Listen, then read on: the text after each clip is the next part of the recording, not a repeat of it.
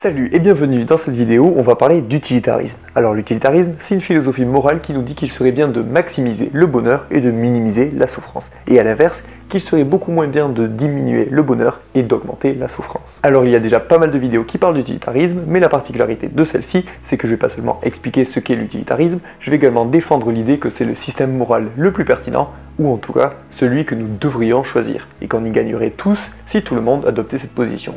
Après, je n'ai pas de souci à changer d'avis, donc si vous avez des contre-arguments intéressants, n'hésitez pas à les donner en commentaire. Alors l'utilitarisme, c'est une théorie conséquentialiste, c'est-à-dire qu'elle considère que les actions sont bonnes ou mauvaises en fonction de leurs conséquences, et non pour les actions en elles-mêmes.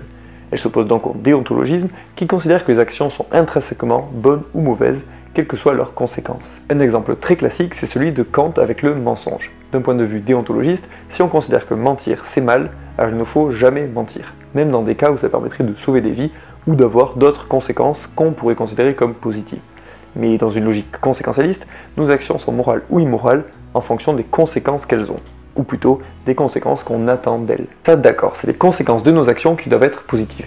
Mais comment on détermine quelles sont les conséquences positives et les conséquences négatives? Effectivement, le conséquentialisme à lui seul ne dit rien sur ce qu'est une bonne ou une mauvaise action. On pourrait très bien être conséquentialiste et considérer qu'une action est bonne si elle permet de produire un maximum de carottes. Ou maximiser le nombre de trombones ou de nains de jardin dans l'univers. Mais pour les utilitaristes, les conséquences positives, c'est réduire la souffrance et augmenter le bonheur. Ok, et pourquoi ce critère-là et pas un autre, comme celui de la maximisation des carottes ou des nains de jardin? Effectivement, ça peut sembler arbitraire de considérer ce critère-là et pas un autre. Mais on va voir ici quelques arguments permettant d'affirmer que le critère de la souffrance et du bonheur est un critère probablement plus pertinent que les autres.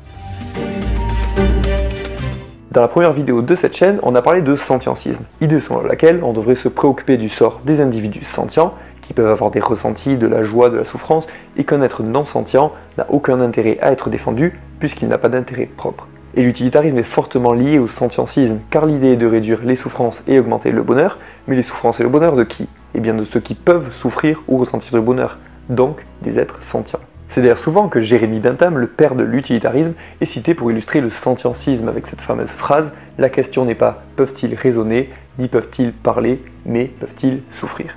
L'idée étant qu'à partir du moment où un être peut ressentir de la souffrance, il devient moral de réduire cette souffrance. Mais ça c'est amoral, il n'y a pas de raison qu'elle s'applique à tout le monde. Le fait qu'il existe de la souffrance ne nous dit pas qu'il faut qu'on la diminue ou pas. Tout à fait, et le raisonnement que tu fais là, c'est ce qu'on appelle la guillotine de Hume. Ce qui est ne dit pas ce qui doit être. Donc dès qu'on dit qu'il faut faire ou éviter quelque chose, on est sur quelque chose d'arbitraire. Ta morale sera toujours subjective. Et si chacun a sa propre morale, on ne pourra jamais en rendre une universelle. Certes, mais il se trouve qu'il y a quand même une chose qui est universelle, c'est que les êtres qui peuvent ressentir du plaisir ou de la souffrance ont un intérêt à ressentir du plaisir et à éviter la souffrance. Ce n'est pas dans mon intérêt de souffrir et ce n'est pas non plus dans le vôtre. On a à l'inverse un intérêt à être heureux. L'utilitarisme est pertinent parce qu'il se base sur le seul axiome commun à tous. Il permet donc de construire un système moral universel. C'est faux, il y a des gens qui aiment souffrir. Comme tu le dis, ils aiment souffrir. Ça veut bien dire que malgré la douleur qu'ils ressentent, ils en tirent du plaisir, ou du moins une expérience positive. Et il faut bien distinguer le stimuli extérieur, comme jouer un jeu ou se faire frapper, et le ressenti de la personne. Un même stimulus ne provoquera pas le même degré de souffrance ou de plaisir suivant la personne qui le reçoit et son état mental du moment. Et quand je parle ici de plaisir, de souffrance, on peut le prendre dans un sens bien plus large. On peut parler d'expériences vécues positives et d'expériences vécues négatives, ou pour encore simplifier, de ressentis plus ou moins agréables ou désagréables. Je ne pose pas ici la question de qu'est-ce qui est préférable entre le plaisir intellectuel ou le plaisir physique, comme le font certains, ni même de la distinction plaisir-bonheur, ça j'en sais trop rien, mais ce dont je suis sûr, c'est que j'ai un intérêt à maximiser mes expériences agréables et à minimiser mes expériences désagréables.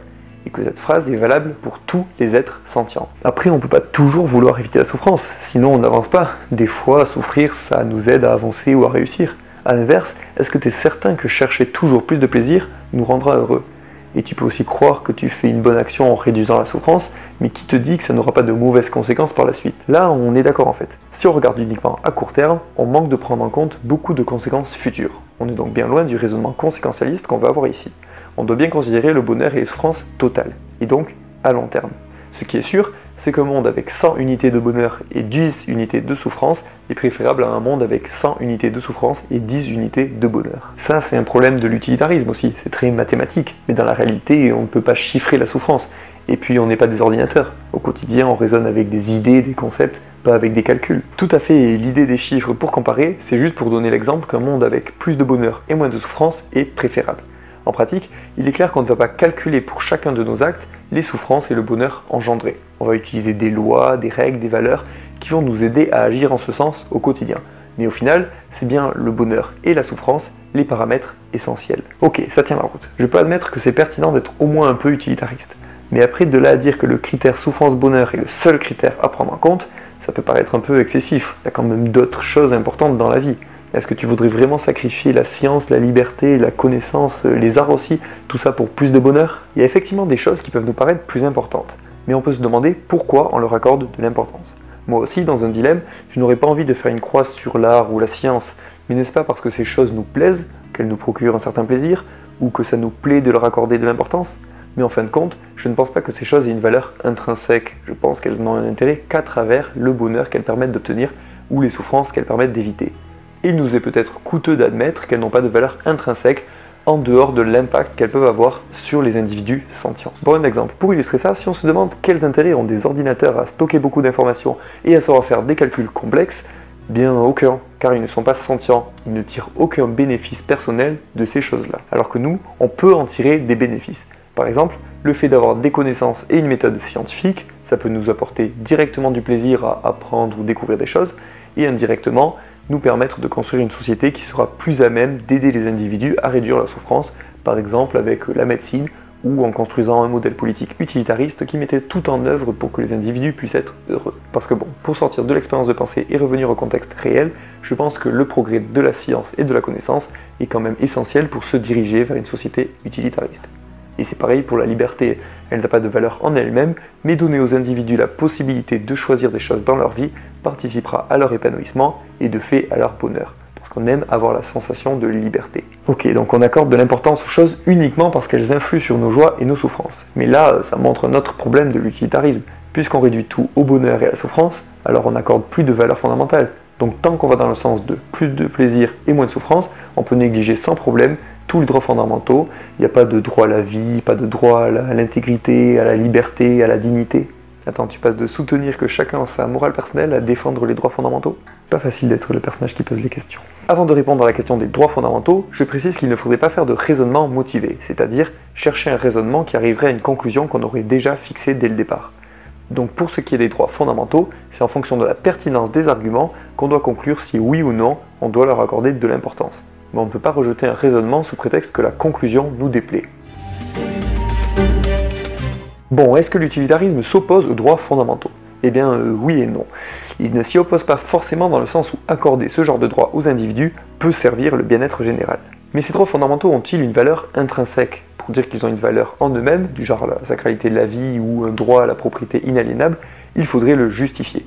Et à ma connaissance, il n'y a aucun argument solide pour soutenir ça.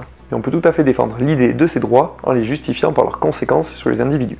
Et moi-même, je suis tout à fait pour l'existence des droits fondamentaux. Seulement, j'estime qu'ils n'ont pas d'intérêt en eux-mêmes, mais qu'ils ont un intérêt indirect qui sert un but utilitariste.